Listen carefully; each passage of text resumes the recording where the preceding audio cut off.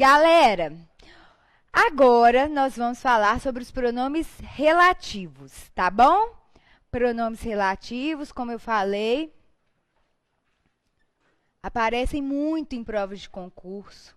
Então, nós devemos saber empregá-los de maneira perfeita. Primeira coisa que eu queria que vocês entendessem é a importância dos pronomes relativos na nossa vida. Por quê? Porque os pronomes relativos são estruturas extremamente essenciais para que um texto seja bem escrito, para que um texto seja bem articulado, para que o texto seja coeso, conectado. E por quê? Porque, na verdade, quando a gente é criança, quando a gente começa a desenvolver como falante de uma língua, é muito comum que haja repetição excessiva de palavras. Quem tem criança em casa, né, seja irmão, seja filho, seja sobrinho, pode perceber que a repetição das palavras é algo comum nos textos de crianças, tanto textos orais quanto textos escritos. A casa é bonita, a casa é amarela, a casa é da vovó. Então, quando a criança é bem pequenininha, quando ela começa a ser alfabetizada, ela ainda tem dificuldade de fazer uso de recursos coesivos, não como um estudante da língua portuguesa, e sim como um falante da língua portuguesa. A criança ainda não desenvolveu mecanismos cognitivos de articulação.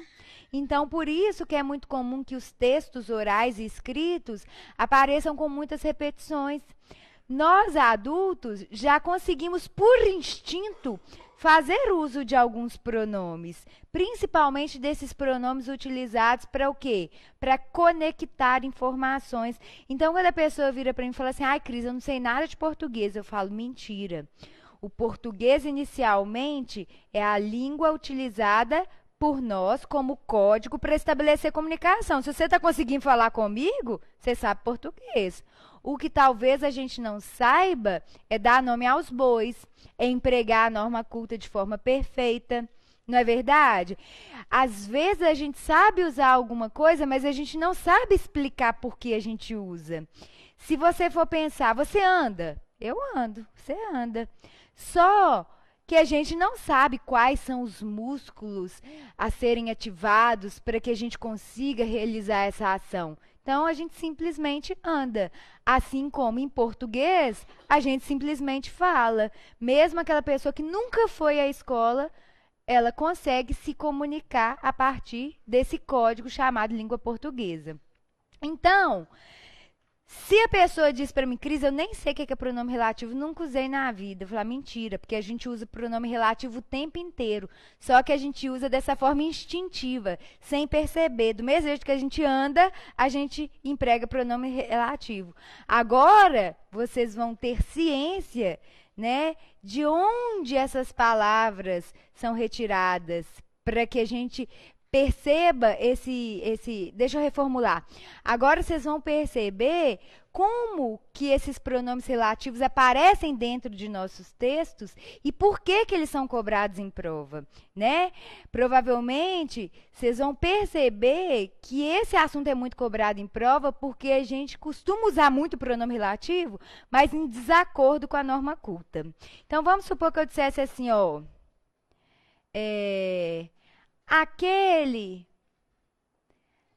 é o livro. Eu li o livro. O livro é legal. Aí vem o texto de criança. Vamos fazer uma análise? Aqui nós temos uma frase composta de uma oração organizada em torno do verbo é. Aqui a gente tem outra frase composta de outra oração organizada em torno do verbo li. Então, duas frases, cada uma, né, com uma oração. Agora, o que eu quero saber é o seguinte. Mesmo aquele que julga não saber português, provavelmente, como adulto falante da língua portuguesa, não usaria a construção dessa forma. Como que provavelmente um adulto conseguiria articular essas duas informações dentro de uma única frase? Aquele é o livro que eu li. Até se eu é dispensável, a gente vai ver mais pra frente, pela possibilidade de se fazer um sujeito elíptico, mas eu não vou falar sobre isso agora, não. Por enquanto, vamos nos ater ao uso de pronomes relativos. Aquele é o livro que eu li. Gente, vejam a mágica que aconteceu aqui. Olha como que o pronome relativo é lindo. Ó. Aqui eu tenho duas frases, cada uma composta de uma oração. Agora, eu consegui exercer duas funções importantíssimas na nossa língua. Primeiro, eu consegui evitar a repetição da palavra livro, o que acontecia, né, no exemplo anterior. Eu repeti a palavra livro. Segundo, eu consegui articular o meu texto, eu consegui fazer com que o meu texto ficasse mais coeso, porque eu peguei essas duas orações e coloquei dentro de uma frase. Isso tudo por causa de uma pequena palavrinha de 3 letrinhas. Que palavrinha é essa? O quê? O que fantástico, gente. O que, como pronome relativo, é utilizado para conectar as informações e, ao mesmo tempo, ele é capaz de evitar a repetição de palavras. Por isso que essa palavra é tão importante, por isso que ela cai tanto em prova, por isso que ela é um excelente recurso coesivo na língua portuguesa. Então, aqui a gente consegue perceber que o pronome se relaciona, por isso é chamado pronome relativo, com uma palavra citada na oração anterior, projetando a ideia dessa palavra para a oração seguinte. Dessa maneira, ele consegue conectar as informações e consegue também evitar a repetição da palavra. Não é legal? Só que o que acontece? Além desse que é pronome relativo, a gente vai ver outras palavrinhas que também podem ser consideradas como pronomes relativos. Só que para cada uma dessas palavras existe um critério que a gente vai estudar ao longo dessa aula. Beleza? Mas, antes de falar sobre essas outras palavrinhas, eu vou dar um outro exemplo para vocês de pronomes relativos utilizados na oralidade. Aquele é o menino. Eu gosto do menino. O menino é legal, né? A criança falando. Agora, o adulto já falaria assim: ah, aquele ali é o menino que gosto. Vamos lá. Aquele é o menino que gosto. Ó. Aqui a gente consegue perceber o uso do pronome relativo que, utilizado para se referir à palavra menino. Esse que pegou a ideia da palavra menino, projetou para a oração seguinte com o intuito de evitar sua repetição. Beleza! É a mesma historinha que eu tinha contado, por exemplo, de cima. Só que agora eu tenho que contar uma novidade. Essa novidade tem relação com uma das cobranças mais frequentes em concurso público. Toda vez que a gente for usar um pronome relativo, principalmente o que é o que mais cai em prova, eu tenho que olhar para a oração da qual o pronome relativo pertence, que a gente vai ver mais para frente, que é uma oração adjetiva, e perceber se o verbo ou o nome exigem ou não preposição. Porque se eles exigirem, isso aí eu chamo de avaliar regência nominal ou verbal, eu vou pegar essa preposição e vou transferir para antes do pronome relativo. Na verdade, eu já tinha falado mais ou menos sobre isso quando eu fui dar o exemplo do porquê separado, que pode ser substituído por pelo qual. Estão lembrados, mais ou menos? Então, essa é a historinha do pronome relativo. Para eu fazer uso do que e de outros pronomes relativos, eu não posso usá-lo aleatoriamente. Eu tenho sempre que observar a necessidade ou não de preposição. Aqui em cima eu usei o verbo ler. Quem lê algo. O verbo não pede preposição. Por isso que eu não coloquei preposição antes do que. Mas aqui eu tenho o verbo gostar. Quem gosta, gosta de algo ou de alguém. No caso aqui eu gosto do menino, eu gosto de alguém. Então, se eu for fazer uso do que é um dos pronomes relativos que eu tenho disponíveis aí na língua portuguesa, eu preciso colocar a preposição de. Porque eu sou obrigada a avaliar a regência do verbo ou do nome da oração da qual o pronome relativo pertence, para saber se eu preciso ou não colocar aquela preposição antes do que. Beleza? Aí muita gente falou, Cris, mas eu não posso falar aquele menino de quem gosta, do que eu gosto? Beleza, nós vamos avaliar todas as possibilidades de uso de pronomes demonstrativos. Por enquanto, eu só queria que vocês enxergassem o que é o principal, que é o pau para toda a obra, serve para retomar qualquer tipo de palavra, e quis mostrar para vocês qual que é o critério de uso do que.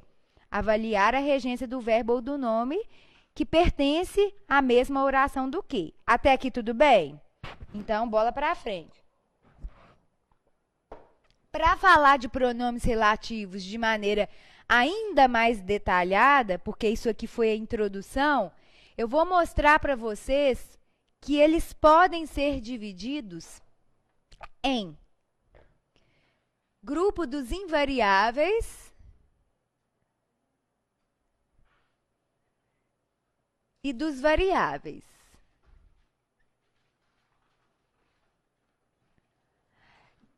Do grupo dos invariáveis.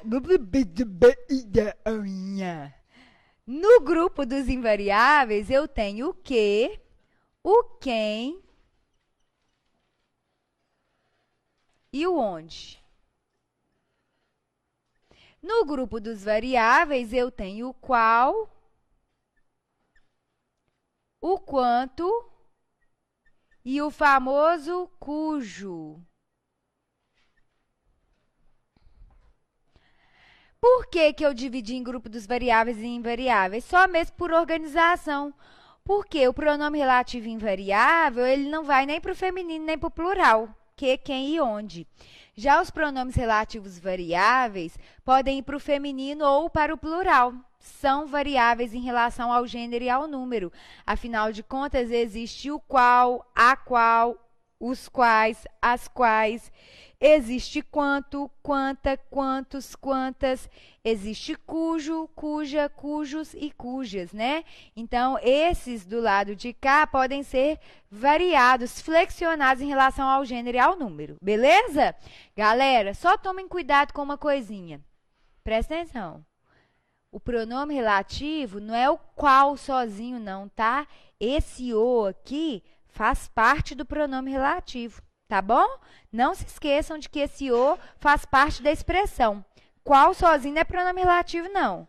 Pronome relativo é a expressão. O qual, a qual, os quais, as quais. Esse artigo faz parte do pronome relativo. Tá bom? Beleza.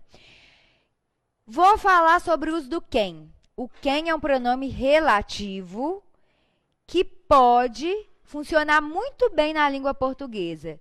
Mas ele pode ser usado única e exclusivamente para retomar uma palavra que designa pessoa, não é? Então, vamos voltar aqui nas frases que eu já havia utilizado como exemplo. O que aqui pode ser usado porque ele é pau para toda a obra, retoma qualquer tipo de palavra. Retomou a palavra livro, que é um objeto, e retomou a palavra menino, que é um nome de pessoa, certo? Agora, o quem poderia ser empregado para substituir o que num desses exemplos. No primeiro, eu não posso usar o quem porque livro é coisa. Mas no segundo, eu poderia usar o quem, não poderia? Justamente porque a palavra retomada designa pessoa, designa menino. Então, eu poderia reformular essa frase aqui, substituindo o que pelo quem? Sim ou não? Sim, desde que eu não me esqueça de avaliar a regência. Então, se eu quiser dizer assim, ó, aquele é o menino de quem gosto. A frase continuaria adequada, por quê? porque eu continuaria fazendo uso de um pronome relativo, só que dessa vez eu usei o quem, que é utilizado exclusivamente para retomar palavras que designam, né, o nome de pessoa. Olhei a regência do verbo gostar, quem gosta, gosta de. Peguei a preposição de e taquei antes do pronome relativo quem. Então, a minha frase continua perfeita, tá bom? Algumas considerações que eu tenho a fazer em relação aos de quem. São considerações que caem muito em concurso público? Não. Mas são considerações que têm a ver com dúvidas que eu vejo os alunos tendo, né, ao longo dos cursos aí para os quais eu dei aula. Então, não são muito importantes porque não caem muito em aula. Aliás, não caem muito em prova.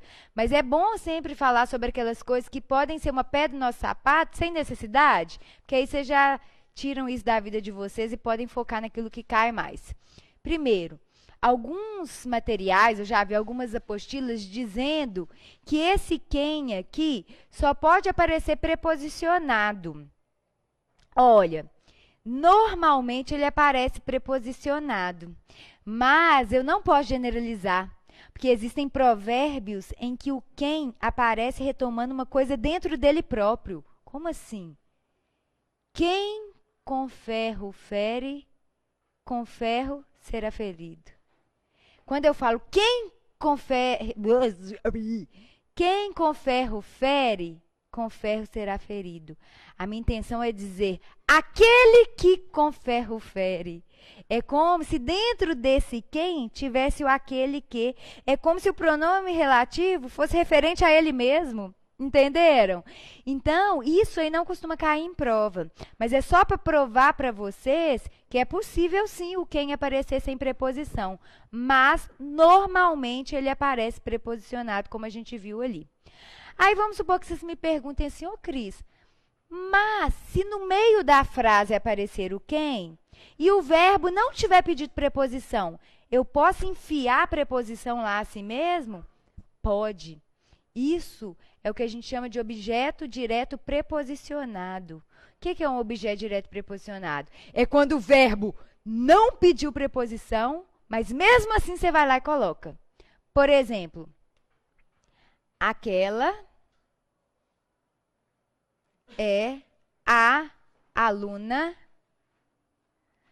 a quem admiro. Aí você pensa assim, uai, Cris, o quem tudo bem, que foi usado para retomar a palavra aluna que designa pessoa. Até aqui tudo bem. Mas você me disse para observar a preposição exigida pelo verbo ou pelo nome da oração da qual o pronome relativo participa. Só quem admira, admira alguém. O verbo é transitivo direto. Ele vai direto para o objeto em tese, ele não pede preposição. Mas, mesmo assim, eu coloquei uma preposição aqui. Por que que isso aconteceu? Porque é comum que as pessoas usem essa preposição antes do quem, mesmo quando o verbo não exige. Quando isso acontece, a gente diz que houve a utilização de um objeto direto preposicionado. Isso cai muito em prova? Não. Mas tem essa explicação na apostila de vocês. Logo depois da parte de pronomes relativos, eu faço todas essas explicações de forma bem minuciosa, com exemplos, para vocês terem um material de consulta em casa. Mas eu passo em sala um pouquinho disso aqui só para vocês terem noção na hora em que vocês forem ler isso na matéria de vocês, no material de vocês. Mas não é motivo de preocupação. Deixa eu só atender ela primeiro, aí eu te atendo. Pode perguntar, Delmara.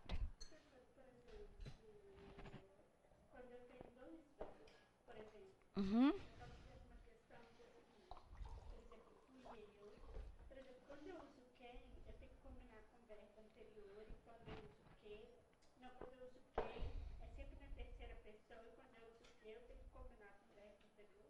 Ah, tá. É porque essa pergunta sua, ela tem a ver com concordância verbal. Ela me perguntou quando eu uso quem e quando eu uso o quê. Como que fica a concordância do verbo? Por exemplo, fui eu que fiz ou fui eu que fez? Né? Fui eu quem fiz ou fui eu quem fez? Essa é uma matéria de concordância verbal. Na parte de concordância verbal, a gente estuda esses casos peculiares. Mas eu posso adiantar para vocês que o quê só tem uma possibilidade de concordância. Eu falo assim, fui eu que fiz.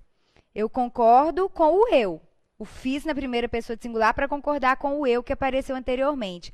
O quem permite duas concordâncias. Ou você concorda com a palavra retomada, fui eu quem fiz, da mesma forma que eu fiz a concordância inicial, mas quando você usa o quem, você tem uma outra possibilidade de concordância, quer dizer, fui eu quem fez. Na terceira pessoa de singular, como se você estivesse concordando com o próprio pronome relativo. Mas, na aula de concordância verbal, eu vou falar melhor sobre isso, porque aí tem algumas outras observações a fazer em relação a esses casos, mas eu preciso de já outras matérias antes. Beleza? Mas tem a ver com essa matéria, né, que é pronome relativo. Pode perguntar. Aham.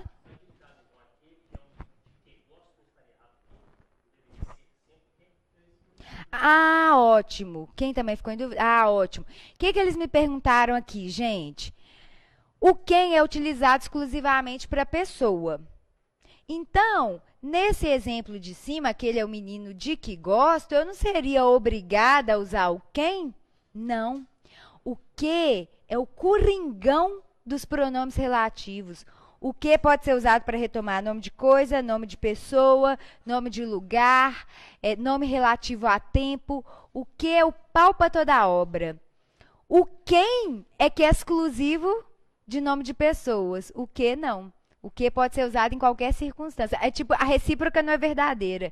Eu posso retomar qualquer coisa, mas você só pode retomar palavras que designam pessoas. Então, o quem que é exclusivo da pessoa, mas a pessoa não é exclusiva do quem. Entendeu? Entendeu? Então, tá. Gente, é isso.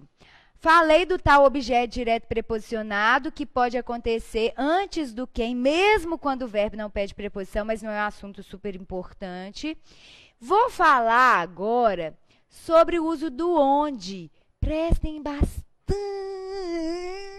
atenção, porque isso está caindo muito em prova em questões mais difíceis. Então, um tanto de gente erra. Então, é uma questão boa de acertar, porque você sabe que a maioria vai errar. Esse onde, gente, pode ser um pronome relativo? Pode, assim como ele pode ser um advérbio interrogativo, como a gente viu na aula passada, estão lembrados? Onde você está ou aonde você vai? O critério para uso do onde e para uso do aonde é o mesmo. Né? Um verbo de movimento que exige a preposição a é que faz com que a gente opte pelo uso de aonde. Beleza. O que muita gente não sabe é que o onde também pode ser usado como pronome relativo.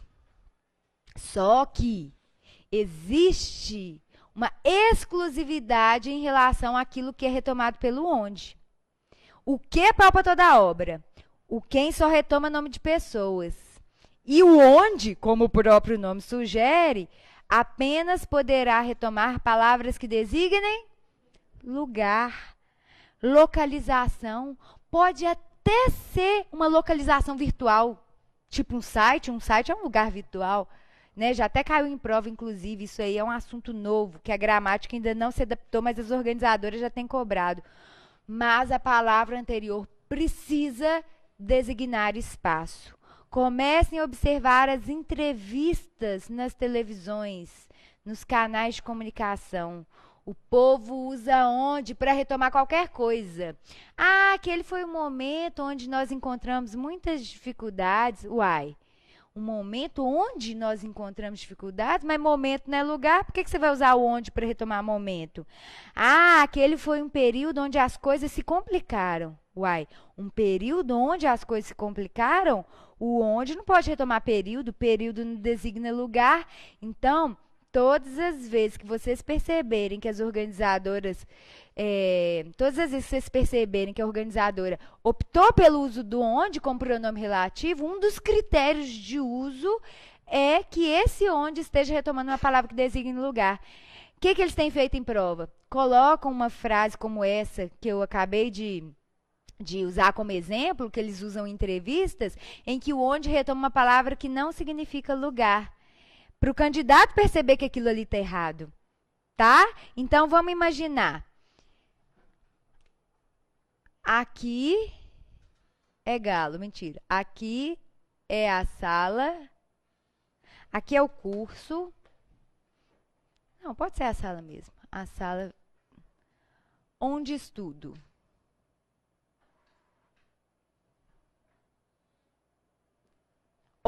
Presta atenção. Aqui é a sala onde estudo. Onde foi usado para retomar a palavra sala. Sala pode designar espaço? Sim. Então, significa que o emprego de onde foi feito de forma adequada. Porque o primeiro critério que eu devo observar para o uso do onde é se ele foi utilizado para retomar uma palavra que designa espaço, que designa lugar. Até aqui tudo bem? Essa aula é mais explicação e menos decoreba, por isso que vocês têm que observar tudo que vocês vão anotar, porque na apostila tem tudo detalhado, mas é importante entender agora mais do que copiar informações, porque isso aqui é mais coisas que a gente tem que identificar nas orações. Outra coisa, gente, presta atenção. Eu falei para vocês que o que é pau para toda a obra, não é verdade? Todo mundo concorda? Então, em tese, eu poderia substituir o onde pelo que também. Não é verdade? Porque, afinal de contas, se o que é pau para toda a obra e o sala designa lugar, tudo bem se eu usasse o que. Mas, para eu usar o que, eu tenho que observar um critério. E o critério é a observação da regência do verbo ou do nome. Aqui, nesse contexto, o estudar pode ter várias regências, mas eu vou observar a regência utilizada nesse contexto. Aqui, quem estuda, estuda em algum lugar. Eu estudo na sala, então eu estudo em algum lugar. Vocês concordam comigo? Que nesse contexto, estudar exige a preposição em? Então, se eu for substituir o onde pelo que, eu não consigo manter o sentido e a correção gramatical. Para eu conseguir manter o sentido e a correção gramatical, eu preciso dizer que aqui é a sala em que estudo. Porque para eu usar o onde, basta que a palavra retomada designe lugar. Mas para eu usar o que, eu tenho que observar a necessidade ou não de preposição. Entenderam até aqui? Sim? Então tá. Mas eu tenho que contar para vocês uma questão maravilhosa que está na apostila de vocês. Vocês vão ter o prazer de fazer, se Deus quiser, do CESP. O povo ainda tem coragem de falar mal do CESP, fofinho. Eu gosto do CESP, sabe? Porque o CESP, assim, o único problema do CESP, na minha opinião, não é o que ele cobra, não é a maneira como a questão é formulada. O problema do CESP é uma errada eliminar uma série. Isso aí é uma puta sacanagem. Né? Porque aí a gente fica sem saber se a gente deixa em branco, se não deixa, se não vai roubar nossos pontos. Mas, né? Poxa, eu acho... Olha meus coisas caindo aqui, gente. Hã? Você vai fazer TC? Aí, ó, tá vendo? A certa não vai anular. Isso é lindo. Ô, gente, presta atenção. Olha essa questão do CES. Presta atenção. Vocês têm que estar preparados para acertar uma questão desse nível. Olha o que eles perguntaram. Se substituíssemos o onde pelo que, não haveria erro gramatical, mas o sentido da frase seria comprometido. Não é lindo? Olha só, se você disser assim, aqui é a sala que estudo, eu estudo essa sala. Exatamente. Você pode estudar em algum lugar, não pode? Mas você pode estudar alguma coisa também, não pode? No caso, a gente estuda português. Mas vamos supor que eu seja um arquiteto, sei lá, um engenheiro, ou um pintor, uma coisa do tipo. Eu chegar, eu vou estudar essa sala aqui para saber quais são as melhorias que podem ser feitas. nada te impede de estudar a sala, nada te impede de dizer que aqui é a sala que estudo. Eu posso ser esse engenheiro, esse arquiteto, aqui é a sala que estudo para saber qual modificação eu devo fazer. Não é uma cobrança assim muito genial, porque cobra a matéria, mas cobra o desenvolvimento de raciocínio lógico. E a gente só consegue enxergar esse tipo de coisa quando a gente já está mais seguro. Fala assim, ai meu Deus, estou viajando. Por isso que a gente tem que fazer muito exercício. Para a gente acreditar no que a gente estudou. Porque senão a gente fala, ai meu Deus, eu estou com medo de falar que está certo. E está certo. Porque se você substituir o onde pelo que, a frase fica certa. Aqui é a sala que estudo. Só que aí muda completamente o sentido. Porque aí a pessoa não está dizendo que ela estuda na sala. Ela está dizendo que ela estuda a sala. As duas construções são possíveis na língua portuguesa, mas os sentidos são diferentes. Então, quando o CESP diz a substituição do onde pelo que, mantém a correção gramatical. Mas o sentido da frase é prejudicado. Sim, porque a pessoa deixa de estudar na sala e passa a estudar a sala. Não é um detalhezinho básico, mas que faz com que a questão seja super inteligente?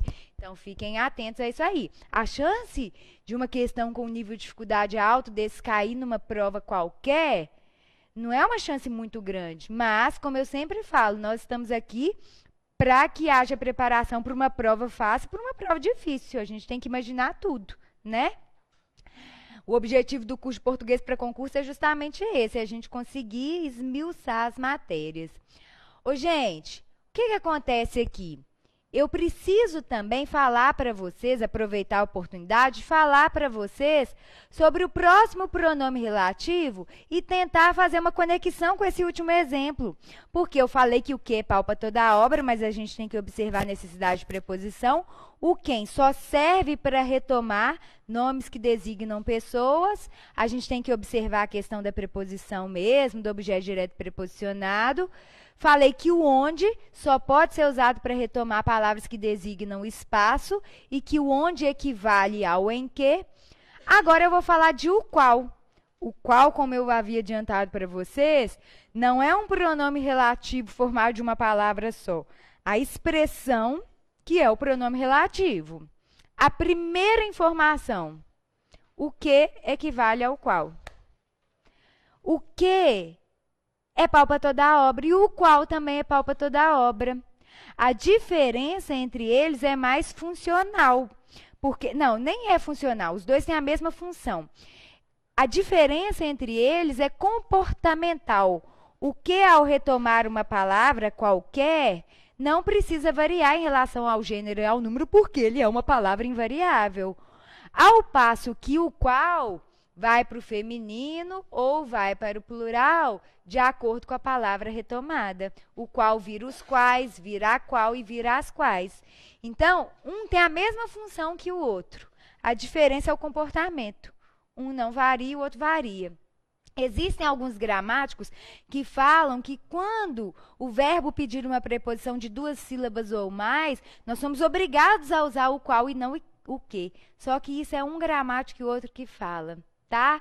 E aí eu não vejo caindo em prova, mas eu conto para vocês que existe sim essa consideração, mas ela não é unânime e não é levada em consideração pelas organizadoras. Eu nunca vi organizadoras levando em consideração, né, essa informação que é colocada por alguns gramáticos. Mas por que eu gosto de dizer? Porque às vezes vocês têm uma gramática em casa, vão ver essa informação e vão ficar sem saber se ela é relevante ou não. Tá?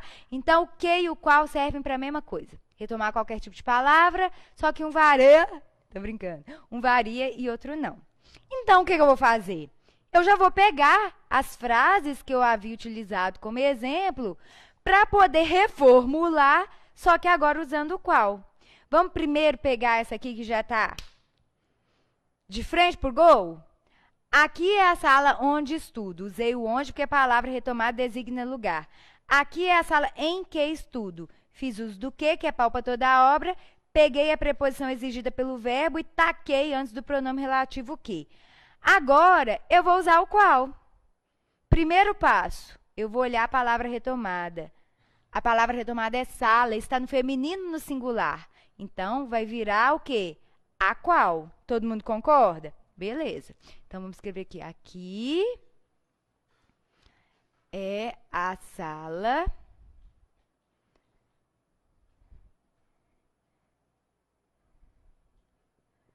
vou usar o a qual. Só que para manter o mesmo sentido, eu tenho que observar a necessidade ou não de preposição do verbo de acordo com a maneira como ele foi empregado aqui. Aqui, quem estuda, estuda em algum lugar. Não foi o que a gente viu? O sentido original da frase não é esse? Não é esse? Então, eu vou pegar o em e vou colocar antes de a qual. Em mais a qual vira na qual. Então, por que que em provas de redação as organizadoras costumam tirar pontos dos candidatos que repetem muito o quê? Porque o quê pode ter inúmeras funções na língua portuguesa, e tem mesmo. Só que o que que a gente mais usa é o que que é pronome relativo. Só que a gente usa sem perceber. Ô, gente, eu, às vezes, vou desenvolver um texto meu, eu que sou professor de português e fico observando todas essas coisas, eu, às vezes, só percebo que o que está repetindo demais quando eu leio em voz alta. Aí eu fico assim, esse negócio que a gente aprende quando é pequeno, tem que fazer leitura silenciosa. Leitura silenciosa, caralho.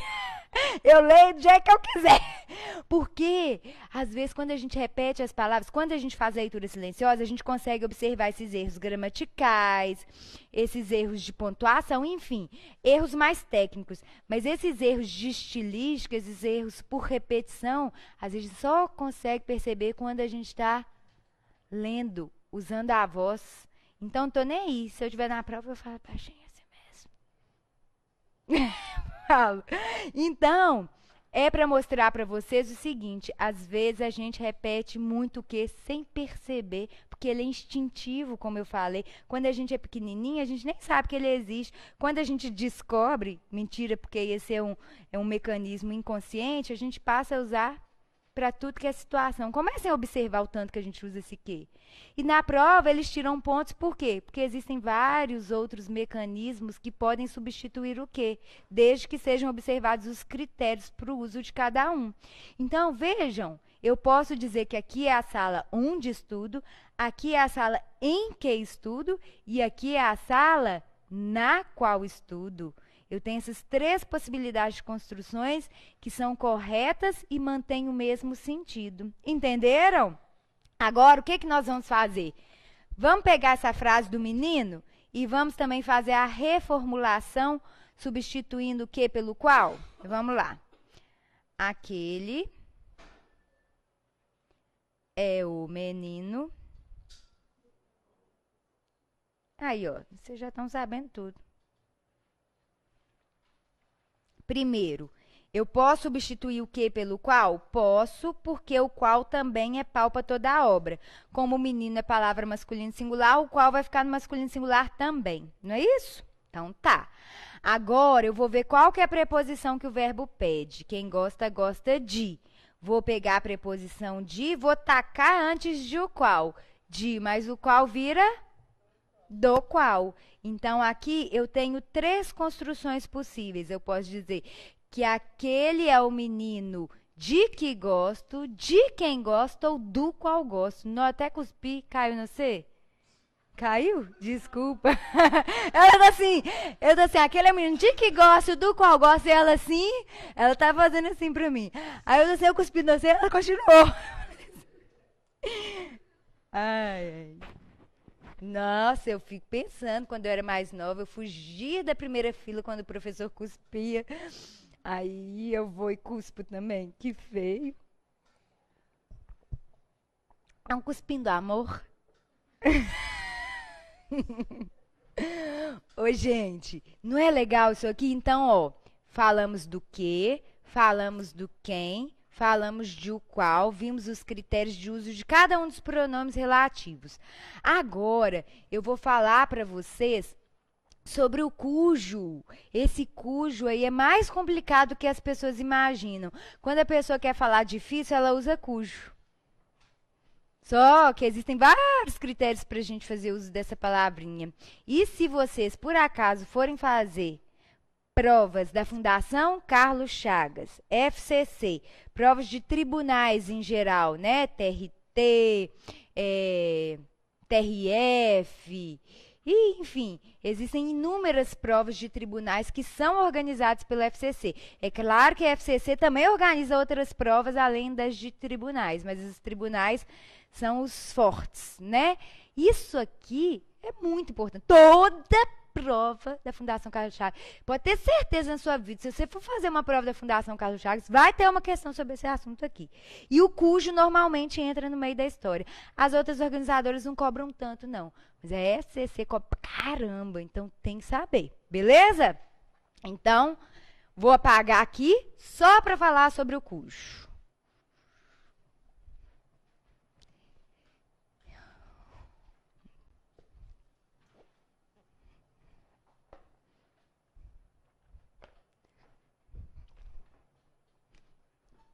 Ó, para explicar o cujo, a minha estratégia é formular uma questão, simular a formulação de uma questão. Porque aí eu vou mostrar para vocês em cada uma das alternativas quais são os erros que normalmente eles provocam nas alternativas para que a gente as identifique como incorretas. Então, eu faço o contrário. Em vez de eu dizer tudo que você precisa para usar o cujo, eu vou dizer o que você não pode fazer para usar o cujo. Eu faço o contrário, tá? Então, vamos escrever aqui umas alternativas.